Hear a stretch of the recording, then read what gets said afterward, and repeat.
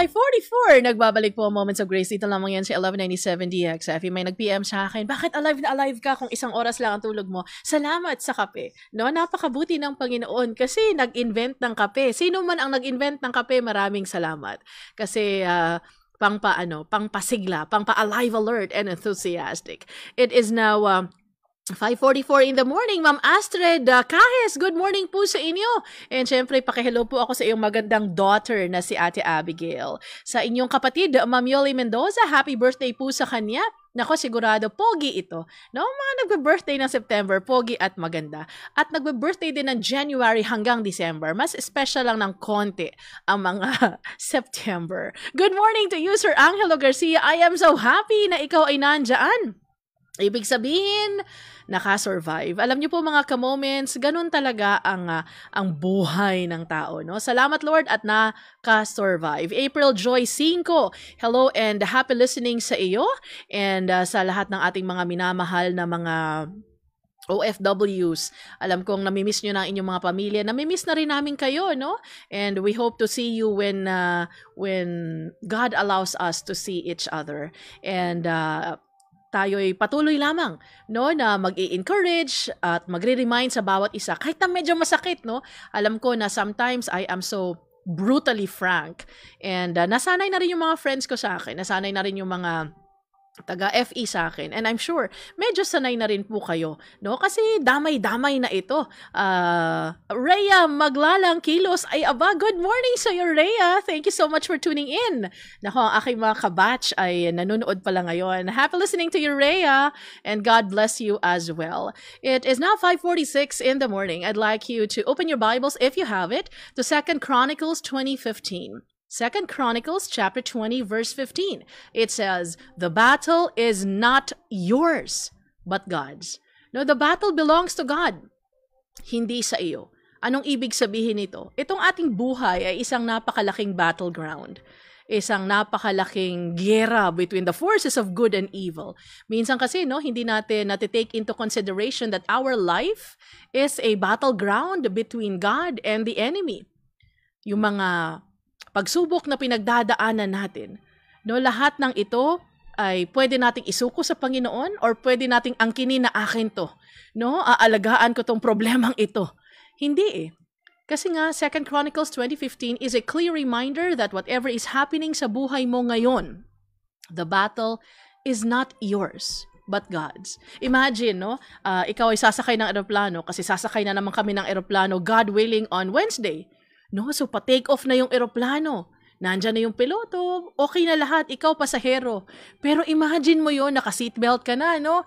Tapos sisigaw ka lang bigla, okay mga pasahero, sabay-sabay gawin natin ang, i-flap natin yung ating mga arms para umangat ang eroplano. No? Pasimuno ka talaga ng mga ganong pag-iisip, no? Na parang, hala, baka hindi kaya ng eroplano, baka hindi kaya ng piloto, baka hindi kaya ng mga stewardess, hindi nila alam yung ginagawa nila. So pag take off ng eroplano, ikaw naman ay parang, alam mo yun, lumilipad-lipad.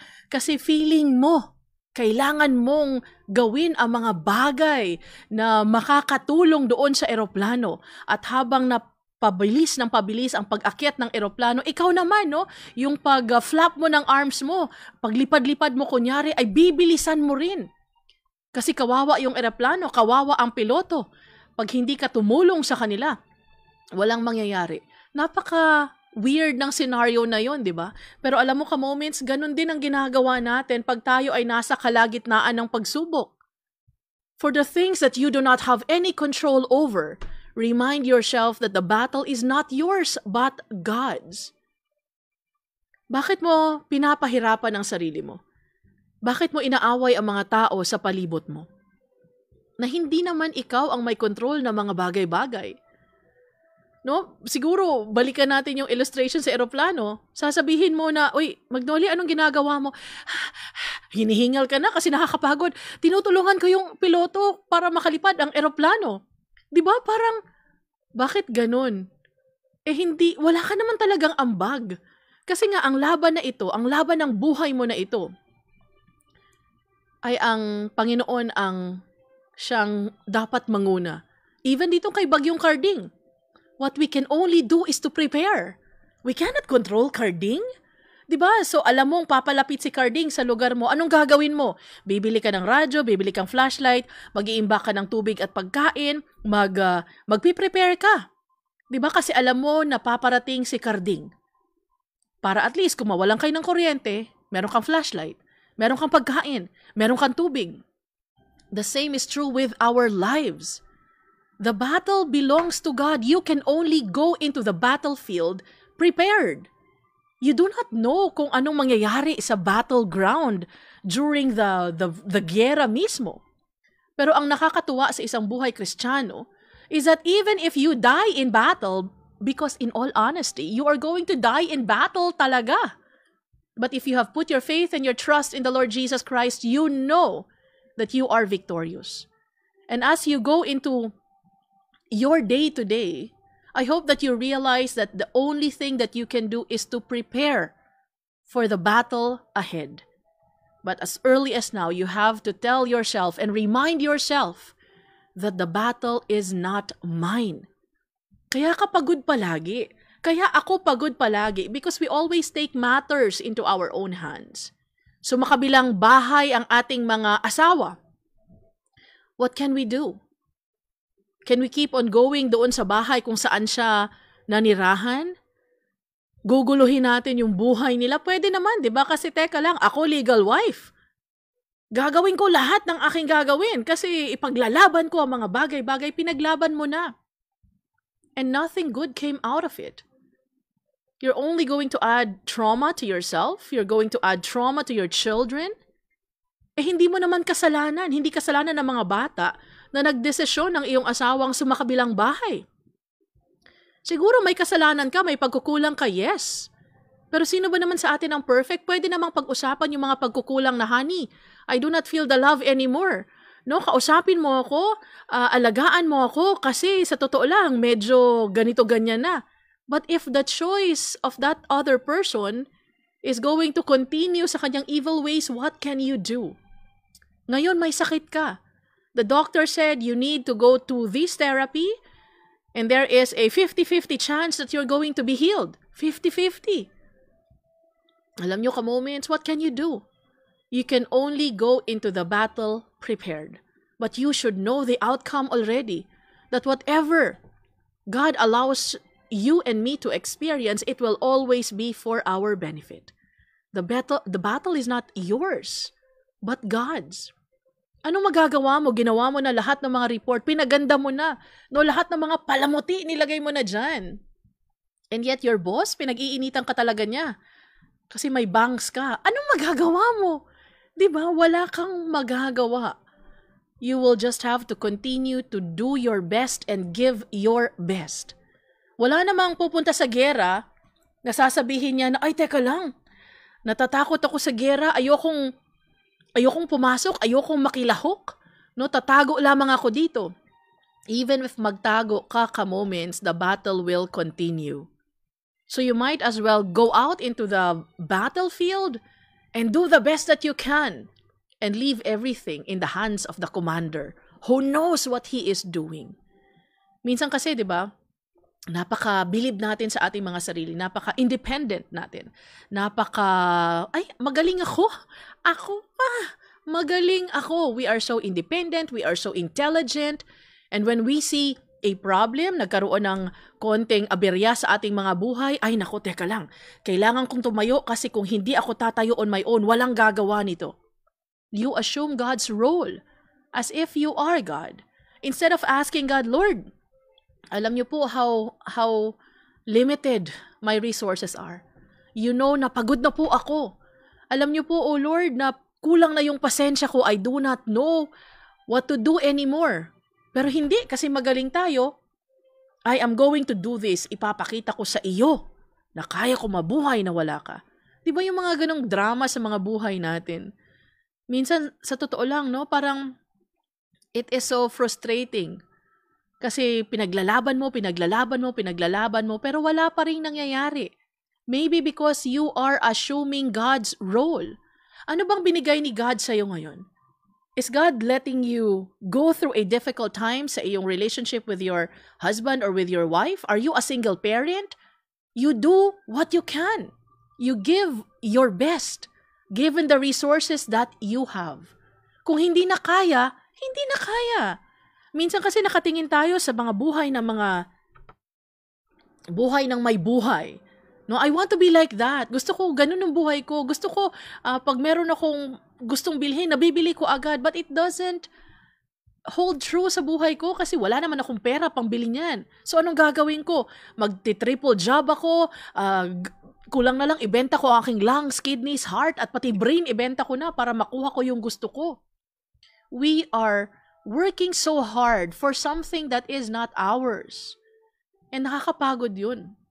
Pag hindi po tayo natututo na mag-surrender sa Panginoon, pag hindi po tayo natututo na isa puso at isa isip ang the battle is yours, God, not mine, it's going to wear us out.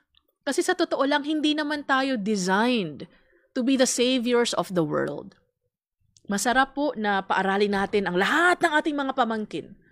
No, yung mga OFWs dyan, yung mga walang anak, yung mga mag-asawa na walang anak, no? At sinasabihan na, oy, bakit wala kang pera? Wala ka namang anak? Alam mo yun, na parang tulungan mo naman ako. Sa tuition fee ng anak ko, total, wala ka namang anak. Ang sarap sabihin, anak ko ba yan? Diba? Bakit mo ibibigay sa akin yung responsibility na yan? Anak ko ba yan? Pakialam ko dyan sa anak mo. Diba? Pero alam niyo po mga ka-moments, the thing is, we are never meant to be the saviors of the world kasi nag-iisa lang ang savior ng mundo. And that is the Lord Jesus Christ. Siguro iniwan ka ng asawa mo with 5 anak, 6 na anak. Mahirap. Diba? Pero kung kailangang kanin at asin, kanin at asin. No? Masakit na puro bacon ang kinakain ng iba. Tas ikaw asin lang. But what can you do if that is your reality? You bow down and ask God, Lord, hindi ko na po ito kaya. Huwag ka kasing tumingin-tingin sa iba. Kasi sa totoo lang, mafufrustrate ka lang. Naalala ko, sabi ng tatay ko before, syempre anak niya ako, 'di ba? So maganda ako, matalino ako sa mata niya. Pero sabi niya sa akin na ang una niya pa first para hindi masyadong masakit. Sabi niya, alam mo, sa paningin ko, you're the most beautiful girl in the world. Syempre, dugo niya nananalaytay sa akin, no? Ikaw yung pinakamatalino, syempre. 'Di ba? Kasi brain cells niya dapat ang na-download ko as my brain cells also. Pero sabi ng tatay ko, but you know what? There will always be somebody more beautiful than you. There will always be somebody more intelligent than you, smarter than you. No? Kaya sabi niya, huwag kang tumingin sa iba. Tignan mo lang yung kahapon mo and then you improve on your yesterday. So I would like to suggest ka moments na stop being the savior of the world. Kung kaya mong tulungan ng isang pamangkin pag-aralin siya, edi pag-aralin mo. Kung siya lang yung kaya. Kung kaya mo 3, edi 3. Kung 5, edi 5. Pero kung wala, edi wala. Bakit natin inaangkin ang mga bagay na hindi naman dapat na para sa atin? Bakit natin nilalabanan yung laban ng iba, nakikisawsaw tayo? If you have been running in circles trying to solve the problems ng mundo, ng marriage mo, ng health mo. Let's say health natin, what can we do? I'm hypertensive and for the rest of my life, I will be hypertensive. Anong gagawin ko? Magrereklamo ako? E di bibili na lang ako ng gamot. No, itong maliit kong sweldo, ito ang budget ko pang gamot. Bakit? Kasi ito ang realidad ng aking buhay. Ikaw din mga ka-moment, siguro you have been diagnosed with something I do not know. But what can you do? Yan ang battle na fini-face mo ngayon. The economy. Nagrereklamo tayo, ang mga OFWs, masayang-masaya kasi 58 na ang peso to $1. Yung mga negosyante naman dito na may utang, kinakabahan kasi 58 na to $1. What can you do? Sa eskwelahan mo, principal mo, yung mga estudyante mo, no, na ganun na lang ang pwede mong gawin. Buntong hininga na lang, what can you do? The economy all over the world is failing. What can you do? Dumating si Carding, paalis na si Carding. Ano nagawa mo? You can only get down on your knees. You can only prepare for the bagyo and pray that God is going to spare you and your family. That is all that you can do. Kaya sinasabi ko palagi mga ka-moments, we do not give up sa laban ng ating buhay. we are just going to give up our will to the will of God. Minsan kasi, di ba, we are so worried na we will not live up to the expectations of others. Alam nyo, you will never measure up. Kasi may mga tao talaga sa palibot mo, sa palibot ko, na napakataas ng standard kahit na gawin mo ang lahat ng pwede mong gawin. Hindi pa rin nakikita na ginagawa mo na ang lahat ng iyong dapat gawin. Don't be afraid that you let God down. Don't be afraid to go into battle. Kailangan lamang talaga nating kumapit. No, hindi tayo ang kumakapit sa kamay ng Panginoon. It is God holding us. No, God is infinitely bigger than all our problems combined. Minsan kasi, napipilitan lamang tayong magpatuloy sa laban ng buhay because we do not have any other choice. You always have a choice. Tandaan mo yan ka-moments. There is no such thing as, ate, I don't have a choice. You always have a choice. And maybe the choice that you need to do today, the choice that I need to do today is to remind myself that the battle is God's. It is not mine. Anong pinaglalaban mo? Ano ang battle na fini-face mo ngayon? Family, health, resources, emotions, na walang ka ng mahal sa buhay. Remember that the battle is not yours. It belongs to God.